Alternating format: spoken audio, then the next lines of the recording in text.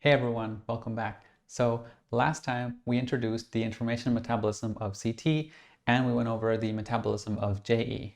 This time we're going to go over the metabolism of JI. But before we get into that, we have to talk a little bit more about the metabolism domain in order to understand what comes next here. So last time I briefly spoke about how in CT the cognitive functions are essentially what Fedor calls modules of the mind, and that these modules have discrete operations and they combine together to create more complex emergences. Well, we can describe this in a different metaphor that might be more useful to us going forward. So we can take the metaphor of a factory assembly line as an example. So when Henry Ford revolutionized the world with the creation of the automobile assembly line, the reason that was so innovative is because now you could suddenly take something that's a very, very complex task, break it up into bits. And so what he did is he made essentially different stations along the factory line, and each station handled one singular operation, but together all those operations multiplied and combined to create something that no worker could have done by themselves. So all these workers independently could do one thing, but together they could do something that is emergently much more complex than anybody could do individually. And it's the same thing with the mind. And what that means is that the cognitive functions are themselves necessarily very simple. It's so simple that and without a combination with other faculties within the broader psychic economy, it really doesn't have a manifest effect. So let's take, for example, JE. Now, JE was described as kind of a mental recognition of object-to-object interactions, an understanding of the causality of that, right? Now that in itself, JE in itself, without any participation of other psychic components, would amount to a simple cognitive awareness, a cognizance of that causality, without any sort of agency to affect the world, because the agency in itself enlists other faculties. So, for example, in order to organize a room, you don't just need JE to give you an understanding of the disorganization, but you also need the motor system. The motor system has to activate your limbs and your movement in order to move the room into an organized state. So, organization in the tangible sense of the word is already a combination of JE plus the motor system, not just JE alone. And that's one of the reasons why, not all JEs are organized, because not all JEs are using their JE for that aim. Or, for example, you can have a ship captain, or you can have an army general.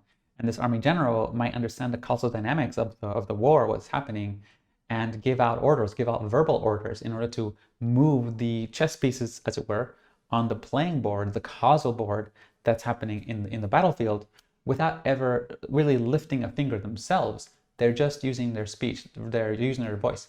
And that is also JE. That's just JE applied in a different setting. So here we see two different applications of JE when we pair it with two different psychic processes, the linguistic centers or the motor systems. But there are way more processes that you could pair JE with. And so I have here a diagram showing just 8. There are more, but this is just 8 examples of what might happen when you pair JE with another process of the mind. And so for example, let me just illustrate here. If you pair JE with, let's say, libido and the sexual instinct, you might get something resembling a kind of magnetic charisma, the kind of person that's a charmer, the kind of person that at the bar they know how to say the right things. But on the opposite side here, if you pair JE with the analytical centers of the mind, then you have somehow an understanding of physics and, let's say, engineering, which seems on the opposite side of the spectrum from using it for libido, but they're actually both examples of the application of JE when enlisting other elements of the psychic economy. And this is exactly what leads me to a very important premise of CT, and that is that behaviors are multivariable, while metabolism is single variable. So most of the time, most of what we see are behaviors that are made out of complex combinations of various different operations. But we need to be mindful of the fact that these other enlisted operations are not the same as the core JE metabolism that we're looking at here, but they are instrumental to our observation of JE in the real world sense when it comes to behaviors. And so in this diagram, really what we're seeing are two things. We're seeing the center here, which is the pure definition of the function, the metabolic definition of the function, and then we have an outer ring here with various ways that it might express itself when paired with other elements of the psychic economy, and this is the behavioral level. So in order to not mistake what is essential from what is not essential of a function, we have to have very clear definitional boundaries in our terms. Which brings us over to JI, which is nicknamed Essentialism or also Idealization. And underneath JI Essentialism, there are two variations, TI Platonism and FI Animism. But before going into TI and FI, let's take a look at JI Essentialism. Now, what I just did here in this diagram by delineating to you what is essential and non-essential to a function, specifically in this case JE, this itself is an exercise in JI Essentialism. Essentialism argues that there is a core defining characteristic or attribute that is essential to a person, to an object, or a concept, and all else is secondary or derivative. So secondary or derivative here relates to this outer circle that we discussed, and essential relates to the inner circle here, which is where the core definition is, that is non-contingent on other things. Things that are not really part of the core object itself, but are confusing it with other objects. And the reason why this is related to JI processing is because of how JI perceives and registers objects. So JI evaluates objects in a singular fashion, so one-to-one, and then it tries to understand what is the nature of the object in front of me, rather than, let's say, the interaction space between different objects. So as we see here on the left, JE understands object-to-object interactions, and it uses that definition for its objects. An object is its vector. How does it interplay with other objects? That's how you define each object. Versus JI here on the right side evaluates a thing as subject to object. So it's just you and one object in front of you, and you're evaluating that one object to try to figure out what it is in isolation, as it were. And we're trying to understand that one object much more intimately, almost as if zooming into it to analyze its properties, analyze its essence in order to try to get an understanding of its nature. What is the nature of it? That is the question that JI has. But in order to answer this question of what is this object, JI actually needs to have a model or a catalog of objects in the mind that it can use to model or classify objects in the world according to what category it belongs to. So for example, in this scenario, you have an apple, and JI can look at that and recognize it and say it's an apple. It knows the nature of the object in front of it, but it can actually only do this because it has a model in its mind of what an apple is. There's an idealized apple in some conceptual space that JI recognizes as a match with this object in front of it, and it can catalog it according to that category. And this is what gives JI its other name, which is idealization. Now, I don't mean idealization here as in becoming like a fanatical fan of something. It's more so in the technical sense, which is to think in terms of ideal or perfect concepts all the time. However, every object in the real world is going to fall a little bit or a lot short of that ideal in the mind. And in order for JI to be able to classify an object, it has to know how close or far it is to any given object. In other words, it has to measure the proximity that any object in front of it has to a variety of different ideal forms in order to understand what ideal form is most fit for that object. And so a very good analogy to this is what you have in modern computer vision, where, for example, in this diagram, you have the identification of a cat or a dog, and there's a little percentage here next to the cat and the dog of how confident it is in that score, because there's, in the model here, there's this ideal dog or this ideal cat that everything can be closer or further away from it. And that is very similar to how JI works. So in order for JI to be able to detect an object, what is this object in front of me? It simultaneously has to measure it on a spectrum, with the ideal being the top, being a perfect fit to the ideal object. Therefore, JI has what I call a caliber spectrum of how close something is to a perfect or a pure or an ideal definition of that object. It cannot fundamentally do its job of detecting what an object is without also giving a caliber spectrum to each object as to how close it is to the ideal. And of course, this ideal is some personal, private conceptualization of what that object is, and that has to do with personal life experience that has molded and shaped the boundaries of categories in their mind. So now this tendency is actually domain agnostic, just as JE is domain agnostic. And so, for example, if it's a diamond, let's say, then JI might ask, how pure is a diamond? How much of a diamond really is it? And practically that can manifest as analyzing the the quality of the diamond, the carat of the diamond, or if it's a musical pitch, a musical note, JI can manifest in understanding how perfect the pitch is, how tuned is it to an ideal pitch, again, ideal category of a pitch here.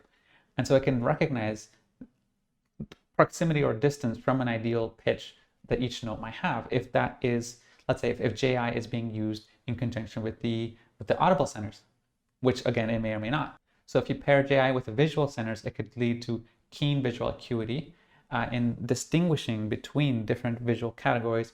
If you pair JI with the audible centers, it can lead to keen, fine distinctions in the classification of sounds, because again, each sound is its own object, and it can know what kind of sound that is. Or if it's the linguistic centers, it can lead to an understanding of concepts being either pure or impure. So is this exactly the right word, or is this a close word? Is there a word that's closer to what this is, to how we describe this? This is also JI in operation with conjunction use of other centers. And so because JI is constantly obsessing over the definition of objects and by extension their proximity to the ideal, JI is able to notice very subtle distinctions between objects, whether those objects are physical or abstract, because it has a very keen, attentive focus to the distinctions between the essences of objects. And this is why my diagram here earlier is an expression of JI at work, because I'm distinguishing essential from non-essential in a granular way. However, in this example, I'm specifically using JI plus the linguistic centers because I'm making semantic distinctions. The differentiation comes in a lot of sizes and shapes, as I mentioned earlier. And so JI also has its spectrum of manifestation when paired with different parts of the psychic economy. So here's a diagram again of just 8 potential ways it can manifest.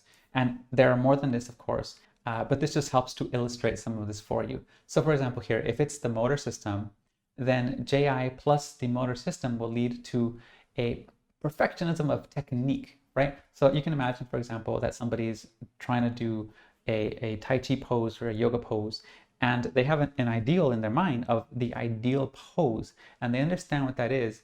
And so they have this added obsessive focus on what the ideal pose is, what the ideal form is, and they can tune their motor system more towards that form, which leads to that kind of elegance of form that we can see in, for example, some of the motifs in the database.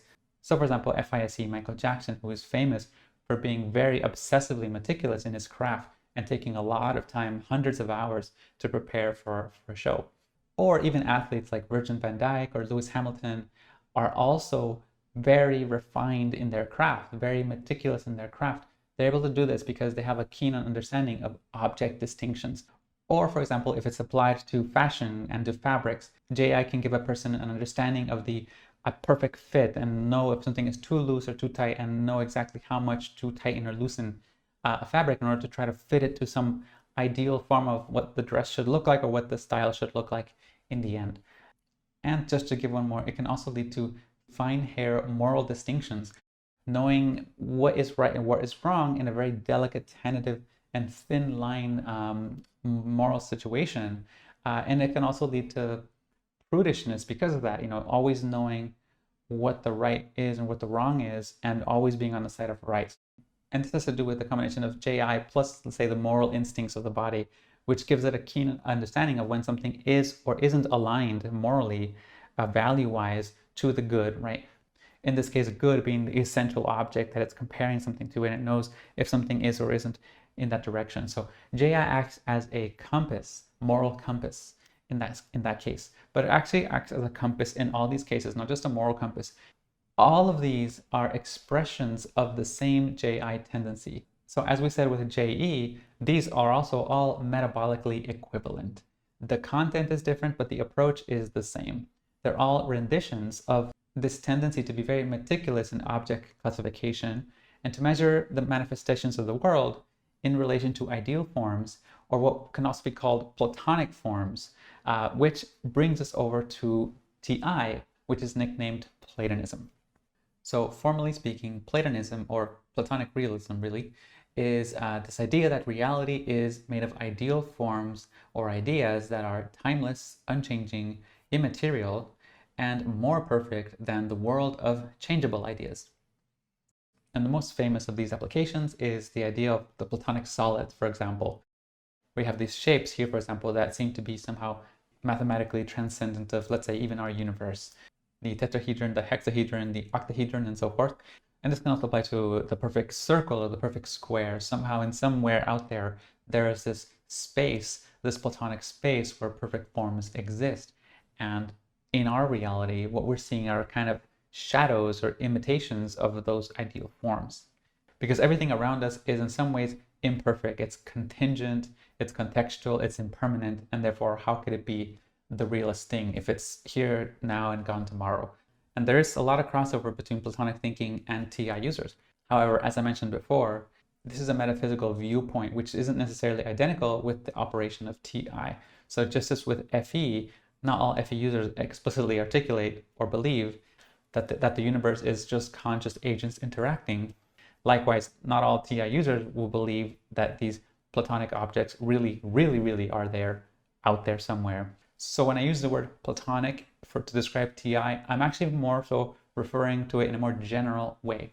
It's this tendency to seek out, Platonic definitions of objects, but in the more colloquial sense. In other words, just finding definitions that are timelessly true and universal without appealing to anything else but themselves. So in a way, definitions that are perfect tautologies or something like that.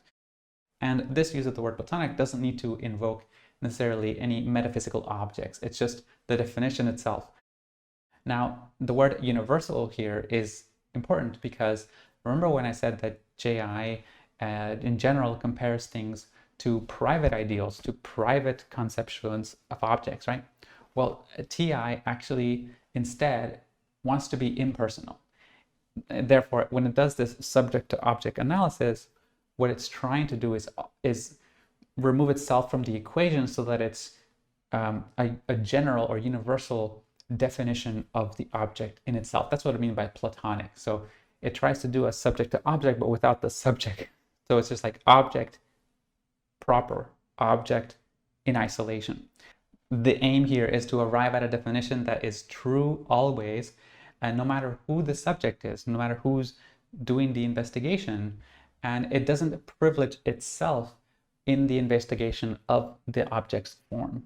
So to take a more day-to-day example, say TI might ask itself, what is a chair? But what it's actually asking is more like, what is a chair really? And the really here is where it's looking deeper and looking more carefully at the definition of a chair and trying to arrive at a kind of essence of a chair that is always true. So TI is willing to revisit the question of the ontology of the object until it finds the best, most always true definition it can for that object. But now this same tendency is done with other concepts, such as, for example, love. What is love? What's the Platonic definition of that? What is a human? What's the Platonic definition of a human? Which, by the way, leads to language that is very impersonal. For example, with James Jean, how he talks about himself as a human. This self-depersonalizing language is part of the effects of how TI tries to find forms that are beside themselves, despite the fact that it's actually still coming from a subjective place. And so here's the spoiler alert. Ultimately, TI can't remove itself from the equation of the analysis of objects and forms. And so here we get to the ontological bias of TI, just as every function has an ontological bias. So TI's ontological conceit, as it were, is to have the belief that it can, from a subjective consciousness that it is, deduce or infer a pure and non-subjective definition of things, as if standing on top of an Archimedean point or from a God's eye view. It's not enough for TI that their concept makes sense to them. It's not enough for it to be coherent internally. It also has to be applicable in a way that is beyond themselves, that isn't just ending at their own subjective experience of things. And that's because TI doesn't trust the insertion of animate considerations into the deduction process of truth. Or if it accepts it as information, it's tangential information, not primary information. But that said, Even though TI ultimately can't be said to get to its final aim and achieve absolute impartiality, it still manages to do very well at coming close to definitions that are very general, that are more universal than not. Now with FI, we have a situation that's very similar to TI, except without the hubris of attempting to remove the subjective and personal element of JI. And instead, there's an added phenomenological registration of animacy. So remember that we said that the difference between TE and FE was that FE registers animacy, or consciousness, within the very definition of their vectors, right? Well, the same thing is happening with FI. When FI tries to register the essential definition of things, it includes animacy in the calculation. As we see here in this diagram, we have subject to object plus animacy here coded in red. But because of this, as with FE and teleology, this concept of FI is a bit more tricky to explain. But one way that I find helpful to describe it is with the term animism, which is the alias for FI. Now, as with all these terms, I need to define precisely how I'm using them. So when I speak about animism, I mean it in this context here. The belief that objects, places, and creatures all possess a distinct spiritual essence. And you can see the word essence here, since animism is a form of essentialism. So you have essentialism here, and subdivided into that is Platonism and Animism. So while Platonism tries to arrive at timeless or essential truths of objects in an impersonal and detached way, Animism seeks to understand the living essences of objects in themselves. So Animism believes in this kind of non-contingent essence. Each thing has its own soul, per se.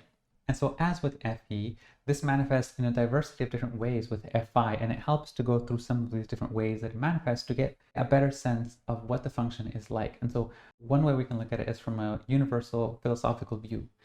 And when we epitomize this subject to object plus animacy operation in a way that is kind of maximized to the universe, what we get is something very similar to this quote here, which is from the classic depiction of Pocahontas by Disney. The quote being that, "But I know that every rock and tree and creature has a life, has a spirit, has a name." And so in this case, everything, even a rock, would be seen as having a life or a spirit. A view of this sort would not see anything in the universe that isn't in some ways animate, which was historically a very common religious belief in many tribes of the world, and is still prevalent in many of them to this day. But of course, this is a metaphysical position, and not all FI users will subscribe to this metaphysical position explicitly, and there's a more normative cognitive use of FI. So looking at the operation of FI in a more normative sense, more localized into just regular things, we get a different experience of it. So going to this diagram here, the same one that TI analyzed, I'm not saying that FI would necessarily look at this chair and think this chair is alive, this chair has agency. That's not what I'm saying. However, it will still have what I call a spiritual character attached to the chair, a soul signature to the chair. I'll explain that in a moment here. But so when a chair is defined by FI, it's not just defined by its properties as such, but well, actually it is, but its properties as such include how it relates to living concerns and living creatures. For example, this chair may have a living essence that is like a bosom. The chair might be a bosom. That's the soul signature of it. Or the chair might be a throne, right? A throne or a bosom, depending on the chair. And whether it is a bosom or a throne may depend on the character of the chair itself, the contours of the chair itself, and what that evokes. And so, for lack of a better word, there's a kind of vibe that an object gives off that FI registers, and that vibe is an animate vibe. It's a vibe with animate concerns to it. Now, I don't like the word vibes because it's so general that, let's say, FE users and TI users might identify with the word vibe because everybody picks up on vibes in different ways, and they mean different things by it. And that's why I said, remember, about cognition is natural language kind of sucks at describing these things. We have to get deeper than that. So specifically, what I mean by vibes is the animate essence detection. Because if you look at it, this diagram here, it is animate essences, right? So it's the detection of animate essences. That is the vibe that something gives off. that the detection of its animate essence may actually literally be the properties of its livingness, but if it's not actually a living thing, then it will be the properties that it has in relation to living things. So for example, for a living creature, a deer, a dog, or a cat, the earth is a bed. So it's not just the ground, which is a very sterile definition. Or the sun, for example, it's not just a giant nuclear reactor in the sky. It's actually warmth, it's illumination, it's perhaps hope, you know. So these are the ways that FI would register objects in the real world. They have a distinct spiritual character. And we see this embodied very explicitly in some of the database samples. For example, when I talked about the SEFI crystal witch shade and how they had these crystals, and the idea of the crystals was that each crystal emanates a different sort of spiritual energy. And this is treated in a very literal sense, to the point where with some of these objects, there may be little rituals to cleanse them performed in order to make sure their vibes, their energy is a positive one. And we see it in many other ways. For example, one sample that we didn't really go through, but who is an FI lead, is Marie Kondo, who is famous for having popularized this idea of cleaning in such a way to where you prioritize keeping things which spark joy in your heart when you look at them. So you pick up an object in your home and you do this essentially an FI animate essence detection on it, and you say, you know, does it give me what she calls ching? Does it give you ching or does it not give you ching? And if it gives you ching, you keep it. If it doesn't, you toss it away because it's not giving you good vibes per se. So that's an example of what I mean by the application of FI animate essence detection when applied to things. Now we move on to people, right? So with people, FI is able to also detect their essences, except unlike things, which in general have a spiritual character, individuals, agents, have a personality. They have a more explicit living essence to them. And this will make it so that FI has this property where when it analyzes human beings, it picks up on their radiated essence, just as they radiate out an essence into the world. Other people radiate out an essence to them, which they pick up on like a vibration, like a tuning fork, which either tunes in harmony or in disharmony with the individual in front of them. And this is what I call the FI palette. So the FI palette is this tuning of resonance or dissonance that the individual has with the object in front of them. So part of understanding the essence, just like, so we said that JI reads the caliber of something on a spectrum, right? Well, FI reads the kind of moral caliber of something on a spectrum as well, with something being more resonant or less resonant with them. And that's part of what leads a lot of FI users to try to find lifestyles or people that resonate deeply with them and their specific, unique, idiosyncratic nature. Which brings us to the last point here, which is the person themselves. So the FI user's view of their own self will be one that is, so they're also able to see themselves as an object, right?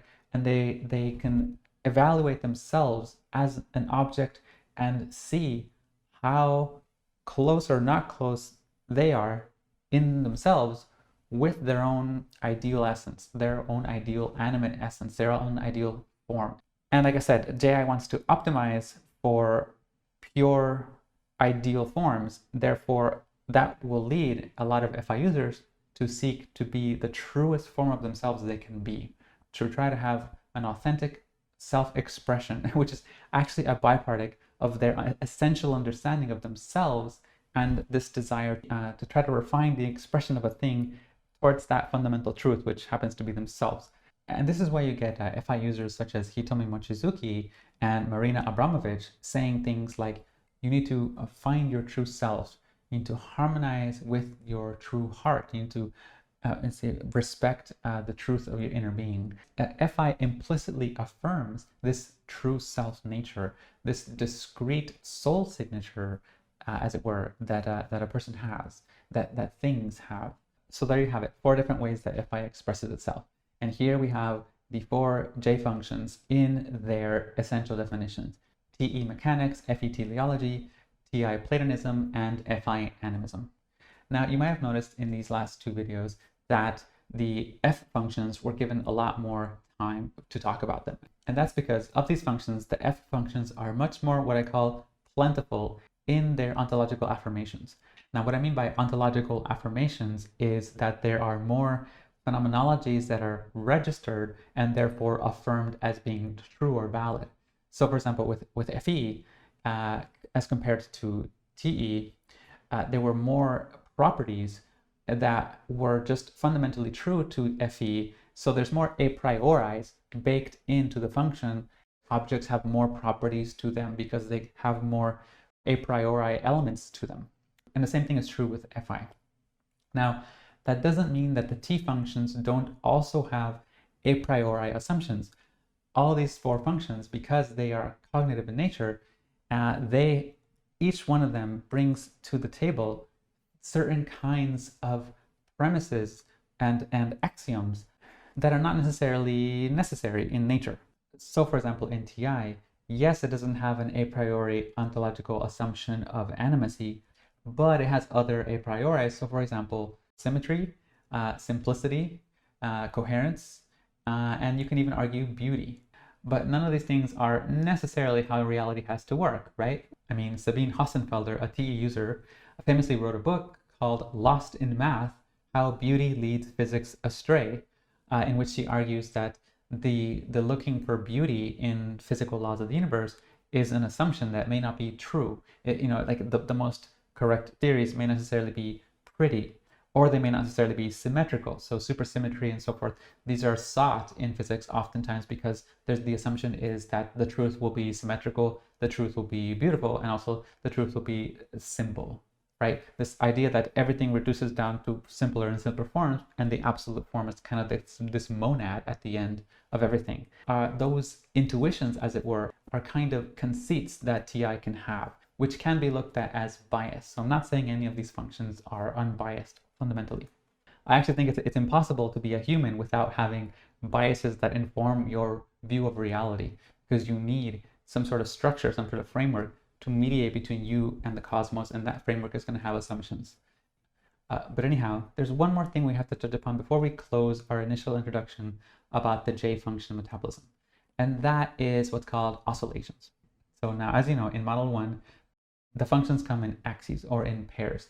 A better way to think of it is to say that the entirety of a function is actually this one and its opposite. It's a whole set.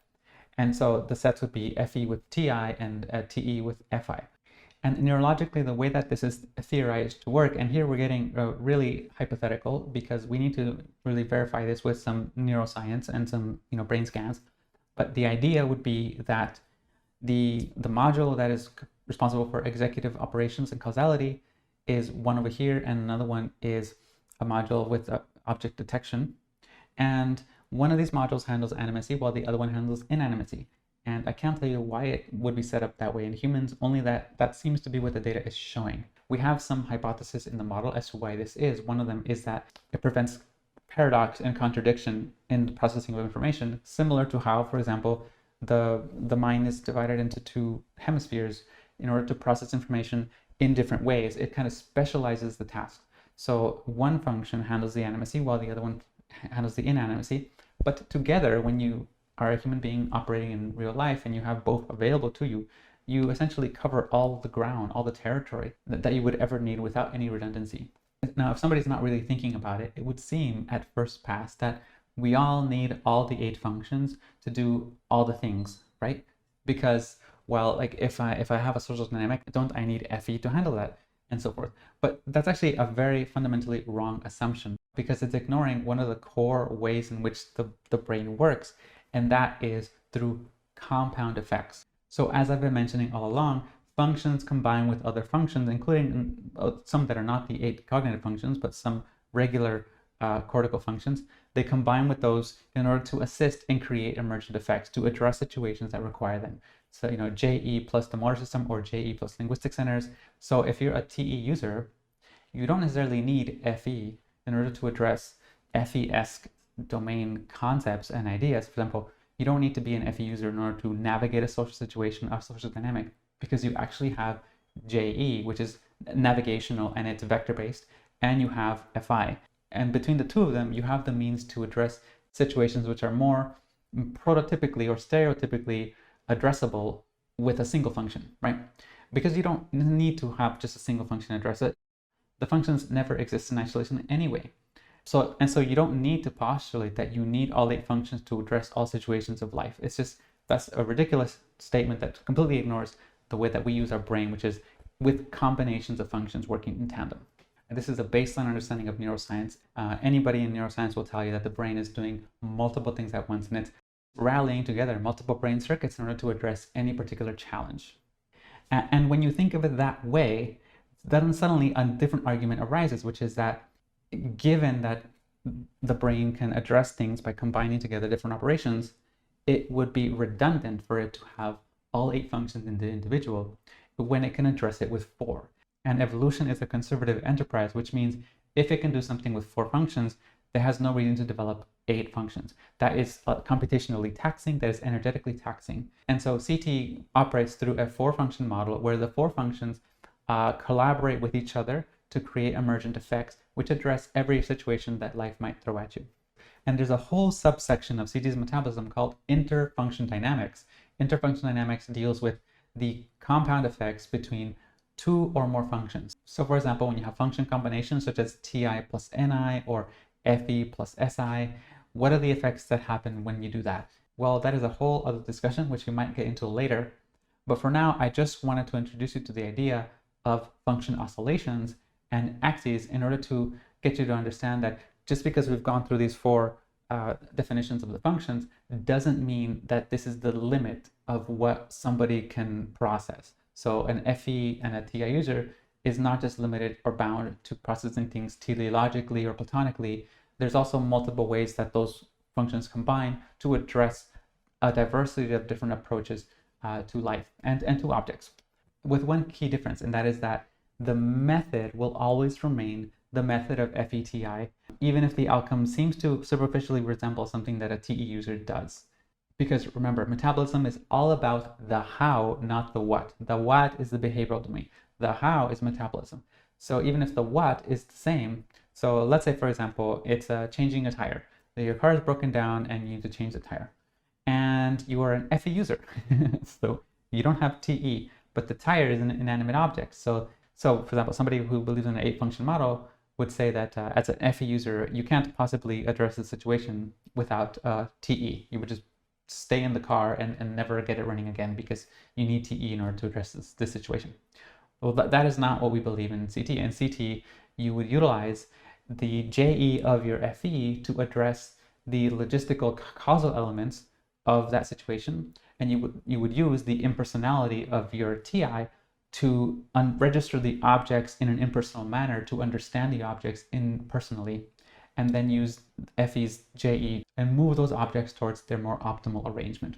It might be a little bit more computationally exhausting for you than it would be for a TE because you're rallying together more functions, more energetic resources to do the same task, but you'll get it done nevertheless. Well, again, we'll go into much more detail about these things in future videos, but for now, we're just introducing the information metabolism of the J functions. And so with that, thank you guys for watching. I hope you enjoyed that. I hope it was clear. Let me know if you have any questions and I'll be happy to answer them. Okay, take care. Bye-bye.